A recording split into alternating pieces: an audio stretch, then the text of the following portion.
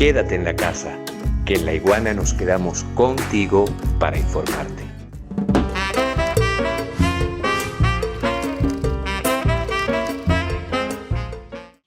Si el problema no es la violencia per se, por todo lo que estamos diciendo, entonces la pregunta es, ¿la violencia con respecto a quién? Y ahí es para mí donde hay que meterle la cuchara para ser claros. Yo creo que los pueblos, dentro de la esfera de la libertad, deberían incluir la posibilidad de un ejercicio de la violencia con respecto a sus opresores. Y avanzo con este paso más y finalizo la idea. La pregunta es cómo se ha logrado que una gran parte del pueblo se violente contra sí mismo y no contra sus opresores. Y me parece que esto nos conduce al último eslabón del conversatorio, que es la noción de ideología. Y también me está llevando a un autor que tú amas, de la Boétie, de la servidumbre voluntaria, la servidumbre voluntaria en castellano. Claro que sí. ¿Qué hace? Esa es la pregunta que se hace de la Boétie.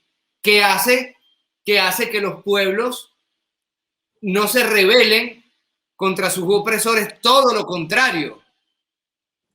Voluntariamente estructuren un servicio al opresor, una servidumbre al opresor. Y evidentemente aquí tenemos que ir a Hegel, la lógica del amo y del esclavo. La lógica del amo y del esclavo.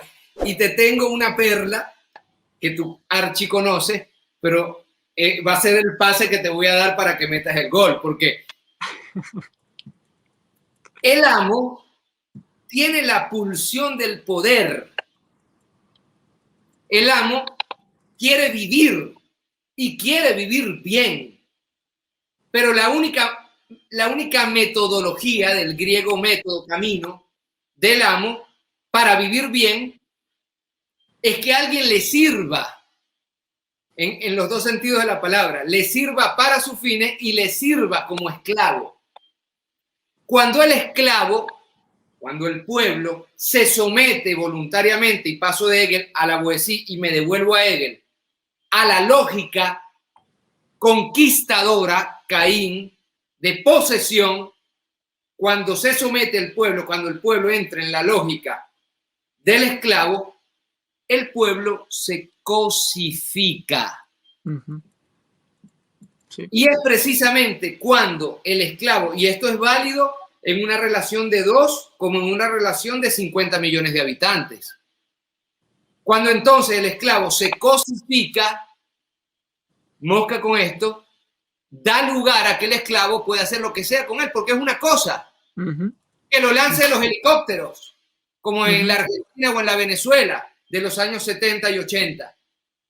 Porque si el otro se vuelve cosa, yo tengo el derecho de hacer lo que quiera con él. A ver, con este bolígrafo, yo tengo el derecho de desarmarlo, de volverlo a armar, de escribir, de no escribir, de botarlo en la basura, de utilizarlo para bien o para mal. Entonces, y aquí te paso el balón. Aquí te paso el balón. La cosificación, en la lógica del amo y del esclavo de Hegel, para mí, es el lugar político de la violencia.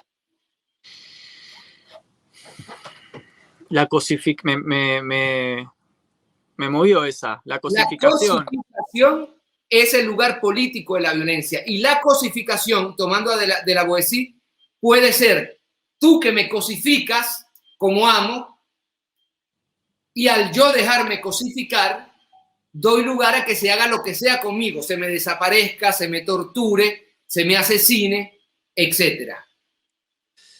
Entiendo. Ahí me parece fundamental para agregar a este concepto de cosificación, que por ejemplo en Churchill-Lukács lo vamos a encontrar como reificación, ¿no? La reificación en Heidegger también. Me parece, obviamente después del marxismo es una categoría muy, muy usual para pensar nuestros problemas políticos, y me parece que sería muy interesante sumarle a esa categoría, agregarle, nutrirla con el pensamiento de Benjamin, quien se pregunta ¿por qué, medio a la forma de Althusser o de Foucault, digamos, y anticipándose incluso, se pregunta, ok, pero ¿por qué este discurso, esta lógica, esta práctica cosificante es efectiva? ¿Por qué es efectiva? ¿Por qué funciona? Porque nosotros podríamos no entrar en esa lógica. Sin embargo, hay algo del orden de lo sintomático.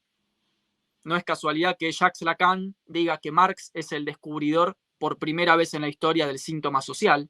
Lacan dice, ¿no? Marx es el descubridor del síntoma.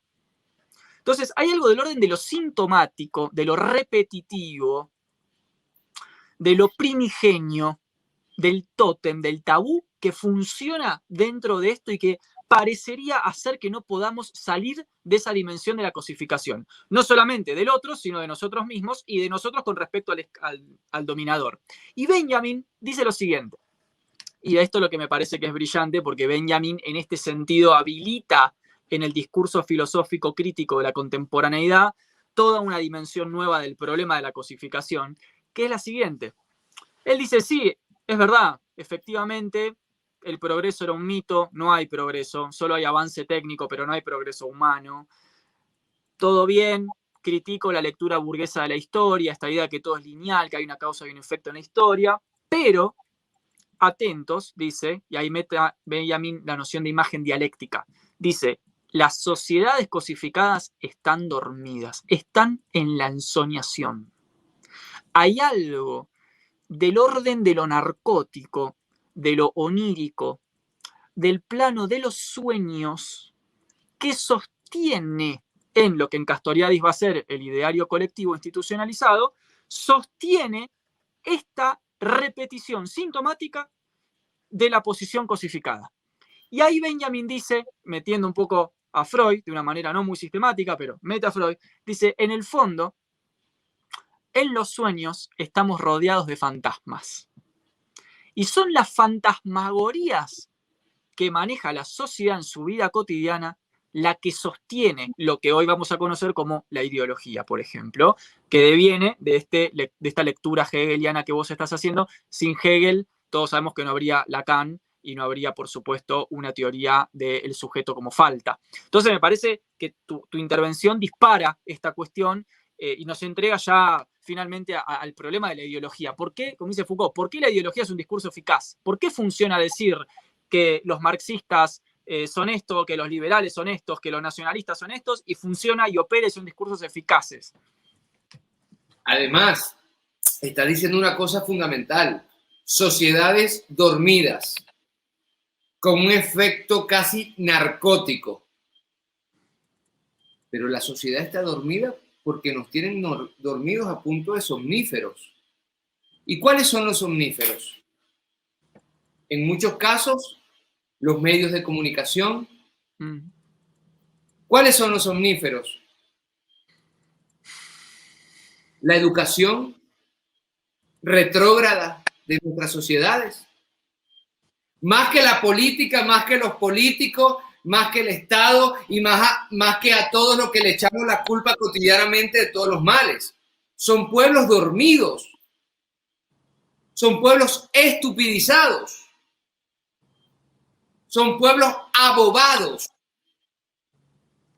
Ayer yo, a las 2 de la mañana, después de estudiar saxofón, empecé a cambiar los canales, no veo televisión y caí sobre la televisión argentina.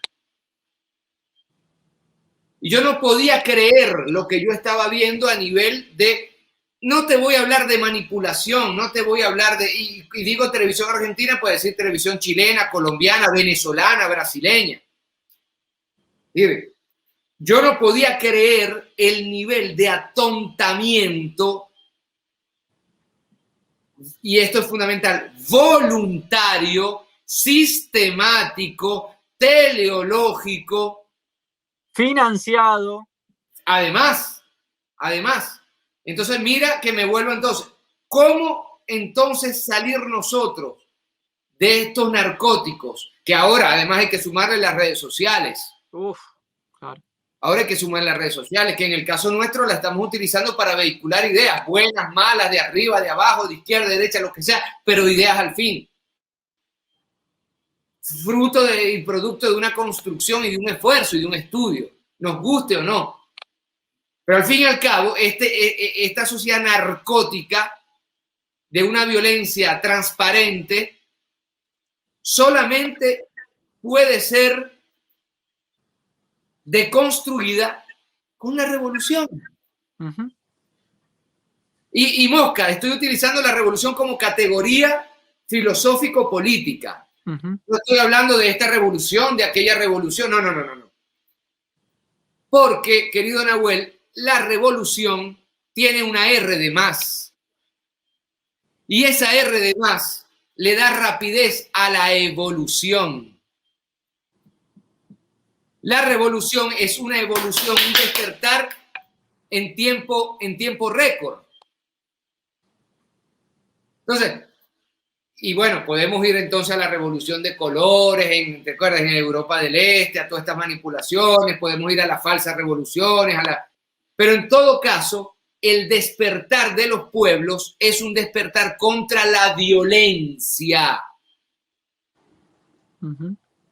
Y desgraciadamente a ese despertar mismo se le llama violencia.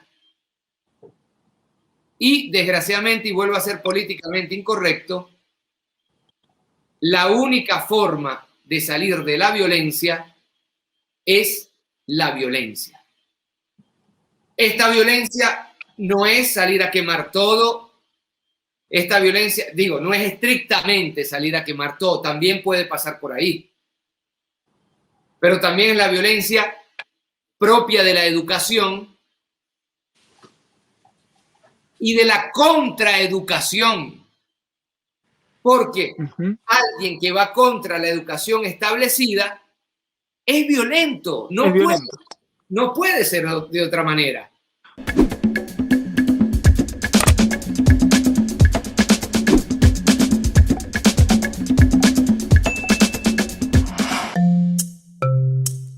Laiguana.tv.